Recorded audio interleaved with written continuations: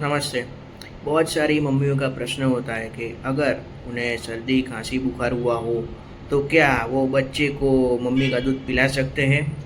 हाँ, मम्मी का दूध पिला सकते हैं, क्योंकि अगर सर्दी खांसी बुखार हुआ हो तो जो इन्फेक्शन फैलाते हैं, एंटीजन मतलब जो बैक्टीरिया वायरस वो सब होते हैं, वो छींक से ट्रांसफ़र होते हैं। और उसको प्रिवेंट करने के लिए आप मास्क पहन सकते हैं। और हर बार जब बच्चे को दूध पिलाएं तब गर्म पानी से हाथ धो के बच्चे को दूध पिलाना चाहिए, जिससे बच्चे को एंटीजन ट्रांसफ़र हो नहीं।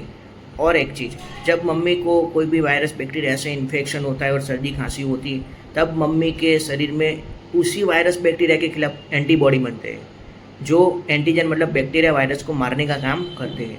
वही एंटीबॉडी मम्मी के दूध में से बच्चे को मिलते हैं। और कभी भी बच्चे को फ्यूचर में भविष्य में ऐसे बैक्टीरिया वायरस से इन्फेक्शन हो तो उसी बैक्टीरिया वायरस से यही एंटीबॉडी बच्चे को रक्षण देते हैं।